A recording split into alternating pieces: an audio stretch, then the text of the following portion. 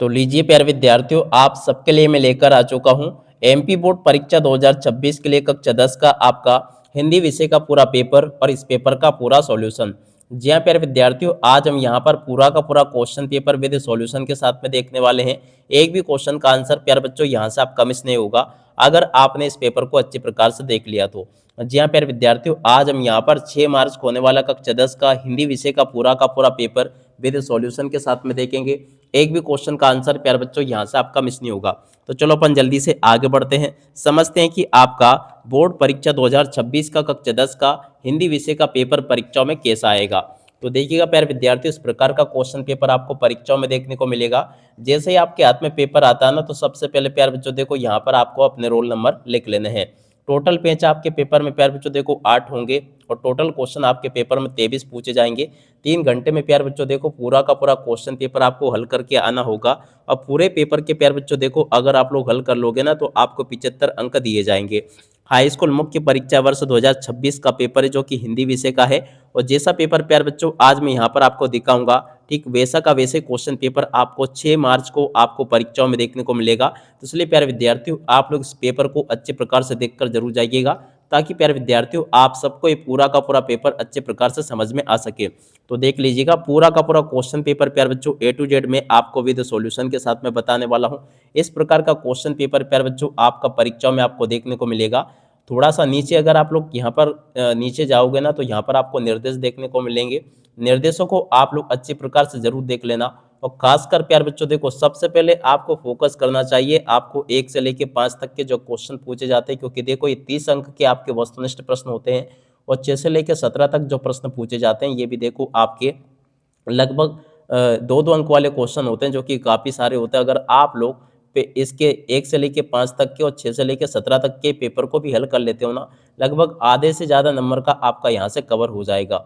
बाकी फिर आपको 4 अंक वाले और 3 अंक वाले क्वेश्चन देखने को मिलते हैं। तो चलो आपको मैं पूरा का पूरा पेपर विद सॉल्यूशन के साथ में बताता हूँ। एक भी क्वेश्चन का आंसर प्यारे बच्चों आपका यहाँ से मिस नहीं होगा अगर आपने पूरा क्वेश्चन पेपर अच्छे प्रकार से देख लिया तो। टोटली सभी के सभी क्वेश्चन और उन क्वेश्चन के आंसर मेरे द्वारा आपको बताए जाएंगे। तो ये रहा प्यारे विद्यार्थियों आपका पूरा का पूरा पेपर। आप लोगों को मैं ए टू जेड सभी के सभी क्वेश्चन के आंसर बताऊंगा। आप लोग पूरा का पूरा क्वेश्चन पेपर अच्छे प्रकार से समझ के जाइएगा, ठीक है। अब चलो अपन एक एक क्वेश्चन के आंसर को पढ़ते हैं। देखो सबसे पहले यहाँ पर आपको देखने को मिलेंगे सही विकल्प का चयन कर लिखिए। अब सही विकल्प कैसे पूछे गए हैं, सही विकल्प में पहला क्वेश्चन पूछा है सूर सरावली के कवि का नाम है।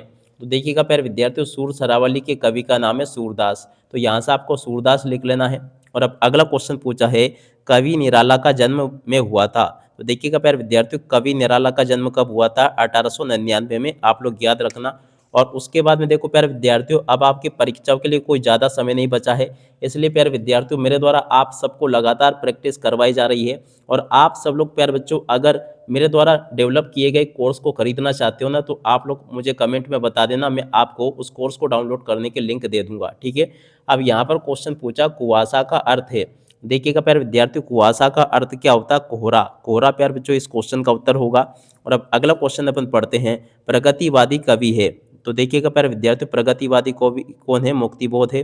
और अब अगला क्वेश्चन, नेताजी की प्रतिमा की ऊंचाई थी। तो देखो बच्चों 2 फुट थी। इस क्वेश्चन का उत्तर ये आ जाएगा। और अब अगला क्वेश्चन, कलम का जादूगर किसे कहा जाता है। तो देखो प्यारे बच्चों, राम वृक्ष बेनीपुरी को कहा जाता है, ठीक है।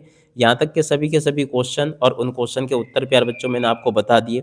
अब इसके बाद में देखो यहाँ पर आपके पेपर में रिक्त स्थानों की पूर्ति पूछी जाएगी। रिक्त स्थानों की पूर्ति में पहला रिक्त स्थान पढ़ते हैं, वल्लभाचार्य के गुरु थे। तो देखो प्यारे बच्चों, वल्लभाचार्य सूरदास के गुरु थे, ठीक है ना। तो यहाँ पर आपको क्या भरना होगा, सूरदास। और अब अगला क्वेश्चन पढ़ते हैं, दुआ छंद की प्रथम एवं तृतीय पंक्ति में मात्राएं होती है। तो देखो प्यारे विद्यार्थियों, 13-13 मात्राएं होती है। और अब अगला क्वेश्चन पढ़ते हैं, रस के अंग है। तो देखो बच्चों, रस के 4 अंग होते हैं। और अब अगला क्वेश्चन पूछा है, आधुनिक हिंदी कविता का प्रारंभ संवत से माना जाता है। तो देखो प्यारे बच्चों, आधुनिक हिंदी कविता का प्रारंभ जो ना संवत 1900 से माना जाता है। 1900 इस क्वेश्चन का उत्तर होगा। अब अगला क्वेश्चन पढ़ते हैं, अर्थ की दृष्टि से वाक्य के प्रकार होते हैं। तो देखो 8 प्रकार होते हैं। छंद के प्रकार कितने होते हैं, 2 प्रकार होते हैं, आप लोग याद रखना। और प्यारे विद्यार्थियों देखो, लगातार मैं आप सब लोगों को तैयारी करवा रहा हूँ कक्षा 10वीं के लिए। अगर आपका कोई सा विषय कमज़ोर है, कोई सा विषय अगर आपको अच्छे से समझ में नहीं आता है ना, तो आप लोग प्यारे बच्चों एक प्यारा सा कमेंट ज़रूर कर देना, मैं आपको उसका रिप्लाई दूँगा और आपको पास होने का तरीका भी एकदम मस्त तरीके से बता दूँगा, ठीक है? और उसी के साथ में प्यारे विद्यार्थियों देखो आप लोग कितने परसेंटेज बनाना चाहते हो, आप लोग कमेंट में ये भी बताना, जिससे कि हमें पता चल सके कि हमारे जो बच्चे हमारे चैनल को देखने वाले बच्चे हैं, उनकी स्थिति कैसी है, वो कितने प्रतिशत अंक लाना चाहते हैं, ठीक है? यहाँ पर दूसरा क्वेश्चन पूछा मैथिली शरण गुप्त की जोड़ी प्यारे बच्चों देखो मिल जाएगी पंचवटी से, रिसाई की जोड़ी मिल जाएगी क्रोध करना से, चौपाई की जोड़ी का मिलान होगा 16 से और 1 अंक वाली रचना आपकी एकांकी आ जाएगी शिव पूजन साई की जोड़ी प्यारे बच्चों देखो मिल जाएगी माता का आंचल से और राम वृक्ष बेनीपुरी की जोड़ी का मिलान प्यारे बच्चों आपका हो जाएगा मुजफ्फरपुर से, ठीक है? तो ऐसे प्यारे विद्यार्थियों आप लोग जोड़ी के मिलान को पूरा कंप्लीट कर लेना जैसा कि मैंने आपको बताया। अब चलो इसके बाद में अपन आगे बढ़ते हैं, आगे के क्वेश्चन और उन क्वेश्चन के उत्तर को देख लेते हैं। तो देखो प्यारे विद्यार्थियों यहाँ पर आपके पेपर में परीक्षा में क्वेश्चन ऐसे पूछे जाएंगे, आप लोग इनको भी पढ़ के जाना। एक वाक्य में उत्तर इस प्रकार से पूछे हैं, पहला क्वेश्चन पूछा है रामचरितमानस का मुख्य छंद क्या है? तो देखो चौपाई है। विनय पत्रिका की रचना किस भाषा में हुई? तो देखो प्यारे बच्चों ब्रज भाषा में हुई है, याद रखना, ठीक है? और कामायनी किसकी रचना है? तो देखो बच्चों कामायनी जयशंकर प्रसाद की रचना है। और अट नहीं रही है कविता किस बात को प्रकट करती है? तो देखो ये फागुन की मादकता को प्रकट करती है। कवि नागार्जुन का मूल नाम क्या है? तो देखो बच्चों वेदनाथ मिश्र इस क्वेश्चन का उत्तर आ जाएगा। निराला रचनावली में कितने खंड है? तो देखो इसमें 8 खंड है, ठीक है? यहाँ तक के सभी क्वेश्चन के उत्तरों को देख लो और अब देखो आप सब लोगों के पास में समय बिल्कुल ही कम बचा है। ऐसे में मैं आपको सलाह दूंगा कि अब आपको किताबें उठा लेनी चाहिए और पढ़ाई के ऊपर ध्यान देना चाहिए, क्योंकि देखो अगर अभी आपने पढ़ाई कर ली ना तो आपका साल बर्बाद होने से बच जाएगा, क्योंकि अभी भी आपके पास में काफ़ी समय बचा है। इस समय भी अगर आपने अच्छे से पढ़ाई कर ली तो आपको पास होने से कोई नहीं रोक सकता है, टॉपर बनने से कोई नहीं रोक सकता है, ठीक है? यहाँ पे आप लोग इन क्वेश्चन को पढ़ना। श्री कृष्ण ने गोपियों को समझाने उद्धव को भेजा था, बिल्कुल सत्य होगा। बिस्मिल्लाह खां हिंदू मुस्लिम एकता के समर्थक थे, ये भी सत्य होगा। पर्वती सुंदरता मन को नहीं भाती, ये भी आपका असत्य हो जाएगा। संस्मरण में कल्पना तत्व की प्रधानता होती है, असत्य होगा। हिंदी का प्रथम उपन्यास परीक्षा गुरु को माना गया, ये भी सत्य होगा। कहानी के 6 तत्व होते हैं, ये भी आपका सत्य होगा, ठीक है? अब इसके बाद में जो आगे क्वेश्चन दे रखे हैं आपके पेपर में, चलो मैं आपको इन क्वेश्चन के उत्तर भी बताता हूँ। जैसा कि प्यारे बच्चों वीडियो के शुरुआत में मैंने प्रॉमिस किया था कि पूरा का पूरा सॉल्यूशन बताऊंगा, तो इसलिए मैं यहाँ पर आपको पूरा का पूरा सॉल्यूशन बताने वाला हूँ। प्रश्न नंबर 6 में क्वेश्चन पूछा है कवि नागार्जुन की 2 रचनाओं के नाम आपको बताने हैं। तो देखिएगा प्यारे विद्यार्थियों कवि नागार्जुन की 2 रचनाओं के नाम यहाँ से देख लो और उसके अतवाले क्वेश्चन के उत्तर को यहाँ से देख लो, जिसमें कि पूछा नई कविता की 2 विशेषताएं, ठीक है? ये भी प्यारे विद्यार्थियों आपको मैंने बता दिया। अब इसके बाद में देखो अब अगला क्वेश्चन पूछा कवि सूरदास, तो आपको मैं एक साथ में इन सभी के सभी क्वेश्चन के उत्तर बता रहा हूँ। तो देखो सूरदास का जीवन परिचय यहाँ से देखकर लिख देना, ये लिखा सूरदास का जीवन परिचय, 2 रचनाएं, भाव पक्ष और कला पक्ष, इस प्रकार से देख कर लिख देना आप लोग, ठीक है? और इस प्रकार से देख लें। उसके अथवा में प्यारे बच्चों देखो तुलसीदास का पूछा था, तो तुलसीदास का जीवन परिचय भी आप लोग देख लें और पूरा का पूरा इसको याद कर लेना। देखो प्यारे बच्चों यहाँ पर मैं आपको स्पष्ट कर दूं, तो देखो जीवन परिचय अब काव्यगत विशेषताओं के रूप में आता है। क्या लिखी आती है? काव्यगत। अगर कवि का पूछेगा तो काव्यगत विशेषताएं लिखी आएंगी और अगर लेखक का पूछेगा तो साहित्यिक विशेषताएं लिखी आएंगी, ठीक है ना? 2 पॉइंट में आपको इसका उत्तर देना होता है, 2 रचनाएं लिखनी होती है और भावपक्ष लिखना होता है। अब इसके बाद में आगे क्वेश्चन पूछा फसल क्या है? तो चलो मैं आपको इन क्वेश्चन के उत्तर बता देता हूँ। तो देखो यहाँ तक के क्वेश्चन के उत्तर तो मैंने आपको बता दिए।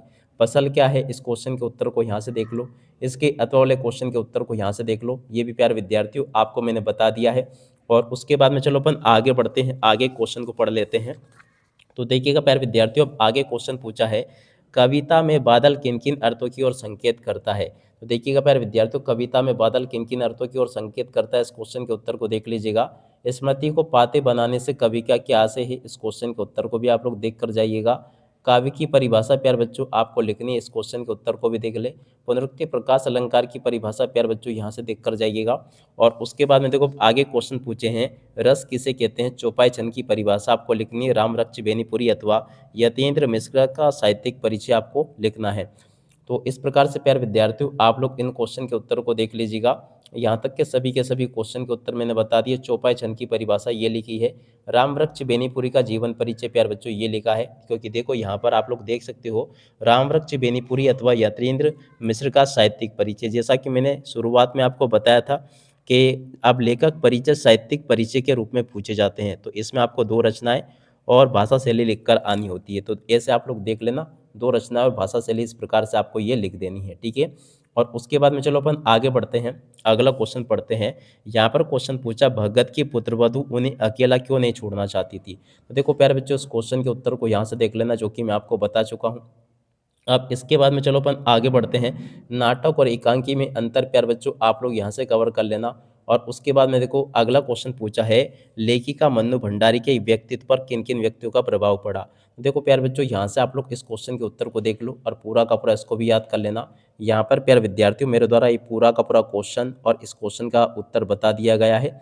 और अब अगला क्वेश्चन पूछा, बिस्मिल्लाह खां को सेनाई का मंगल ध्वनि का नायक। तो देखो इस क्वेश्चन के उत्तर को यहाँ से देख लो। यहाँ पर भी प्यारे विद्यार्थियों आपको मैंने पूरा का पूरा इसका उत्तर अच्छे प्रकार से बता दिया। प्रश्न नंबर 15 को पढ़ते हैं, गद्य की 4 विधाओं के नाम आपको लिखने हैं। तो देखो पहले जो गद्य की 4 विधाओं के नाम यहाँ से देखकर लिख देना। बाबू गुलाब राय के अनुसार प्यारे बच्चों देखो निबंध की परिभाषा आपको लिखनी है। तो देखो बाबू गुलाब राय के अनुसार निबंध की परिभाषा इस प्रकार से आप लोग देख कर लिख दीजिएगा। आप चलो इसके बाद में अपन आगे बढ़ते हैं, आगे के सभी क्वेश्चन और उन क्वेश्चन के उत्तर मैं आपको बताता हूँ। टोटली सभी के सभी क्वेश्चन और उन क्वेश्चन के उत्तर मैं आपको जैसे बता रहा हूँ, ठीक वैसे के वैसे क्वेश्चन आपके पेपर में परीक्षाओं में आपको देखने को मिलेंगे। तो आप लोग यहाँ से प्यारे बच्चों देखो संधि और समास में अंतर भी देख लो, जो कि मैं आपको बता चुका हूँ। इस प्रकार से प्यारे विद्यार्थियों आपको संधि और समास में अंतर पूछा जाएगा, ठीक है। शब्द शक्ति किसे कहते हैं, इस क्वेश्चन के उत्तर को यहाँ से देख लीजिएगा। और अब अगला क्वेश्चन, गंगटोक को मेहनतकश बादशाहों का शेर क्यों कहा गया है। 100% आपके पेपर में आने वाला क्वेश्चन बता रहा हूँ मैं, तो आप लोग इसको याद कर लें और पूरा का पूरा इसको याद कर लीजिएगा, ताकि प्यारे विद्यार्थियों आप लोग अपनी परीक्षा के लिए इसको अच्छे से याद करके लिख कर आ सके। और उसके बाद में देखो अगला क्वेश्चन पूछा, भोलानाथ अपने साथियों को देखकर सिसकना क्यों भूल जाता है। तो देखिएगा प्यारे विद्यार्थियों, इस प्रकार से आप लोग इस क्वेश्चन के उत्तर को भी देख लें और पूरा का पूरा याद कर लें। ये मैंने उत्तर बता दिया आपको, ठीक है। और उसके बाद में देखो आगे आपके पेपर में यहाँ पर आपको एक कविता दे रखी है, इसकी आपको संदर्भ प्रसंग से व्याख्या करनी हो। और ध्यान दीजिएगा प्यारे विद्यार्थियों, ये अब आपके 3 अंक में आने लगी है, ठीक है ना। या तो आपको ये करनी होगी या फिर इसके अथवा वाली ये वाली आपको करनी होगी। तो चलो मैं आपको दोनों का बता देता हूँ। तो देखो सबसे पहले अट नहीं रही, कविता का संदर्भ ऐसे तैयार कर लेना, प्रसंग ऐसे तैयार कर लेना और व्याख्या प्यारे बच्चों इस प्रकार से आपको तैयार कर देनी है, ठीक है ना। इसमें कोई ज़्यादा मेहनत का काम नहीं है वैसे। और उसके अथवा में जो दे रखी है, जिसके अरुण कपोलों को, देखो इसको संदर्भ प्यार बच्चों यहाँ से देख कर लिख दो, प्रसंग ये लिखा है और भावार्थ प्यार बच्चों इस प्रकार से देख कर लिख देना, विशेष ऐसे देख कर लिख देना, ठीक है। अब इसके बाद में देखो प्रश्न नंबर 19 में आपकी आती है गद्यांश की व्याख्या। तो देखो संस्कृति के नाम से और आषाढ़ की रिमझिम। देखो आपको इससे समझ जाना चाहिए, आपने अगर ये पाठ पढ़ा होगा, आषाढ़ की रिमझिम समूचा गांव खेतों में उतर पड़ा है, तो ये बाल गोविंद भगत से लिया गया है। और संस्कृति के नाम से जिस कूड़े करकट को ढेर होता है, तो देखो आपको पता होगा ये संस्कृति नाम से पाठ से लिए गए हैं। तो चलो मैं आपको दोनों का संदर्भ प्रसंग व्याख्या बता देता हूँ। तो देखो संदर्भ ऐसे तैयार करना है, प्रसंग ऐसे तैयार हो जाएगा और व्याख्या प्यारे बच्चों आपको इस प्रकार से तैयार कर लेनी है, ठीक है। और उसके बाद में देखो इसके अथवा में जो बाल गोविंद भगत की पूछी थी, उसका संदर्भ प्यार बच्चों ऐसे तैयार हो जाएगा, प्रसंग ऐसे और व्याख्या प्यार बच्चों इस प्रकार से पूरी की पूरी तैयार करके आपको लिख देनी है, ठीक है।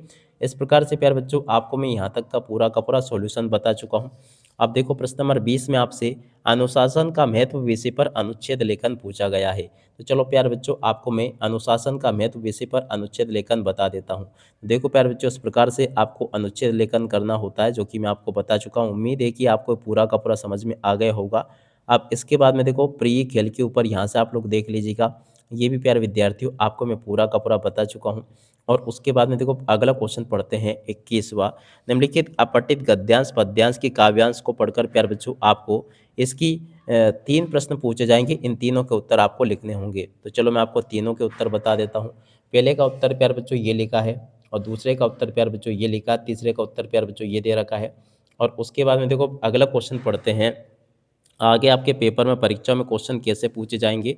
चलो मैं आपको एक एक करके सभी के सभी क्वेश्चन और उन क्वेश्चन के उत्तरों को बताता हूँ, ताकि प्यारे विद्यार्थियों आपको ये अच्छे से समझ में आ सके, ठीक है।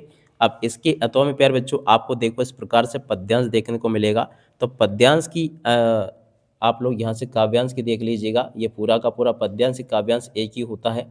और उसके बाद में देखो आपका जो प्रश्न नंबर 22 होगा ना, उसमें इस प्रकार का प्रश्न देखने को मिलेगा, अपने जिले के जिलाधीश महोदय को परीक्षा काल में हो रहे ध्वनि विस्तारक यंत्रों पर रोक लगाने हेतु एक आवेदन पत्र आपको लिखकर आना है।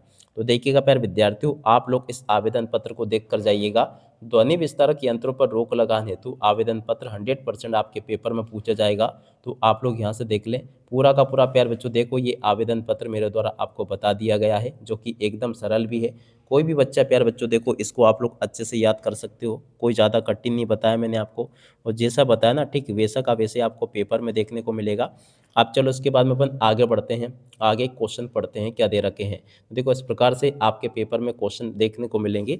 वैसे देखो आपको मैं यहाँ पर बता दूँ कि निबंध की अगर बात करें ना, तो वर्तमान समय में कंप्यूटर की उपयोगिता, ये वाला निबंध तैयार कर लेना, और एक विज्ञान के बढ़ते चरण का निबंध तैयार कर लेना। इन दोनों में से एक पक्का आपके पेपर में परीक्षाओं में आ जाएगा, ठीक है। अब इसी के साथ में प्यारे विद्यार्थियों इस वीडियो को यहीं पर पूरा करते हैं। नमस्कार, जय हिंद, जय भारत।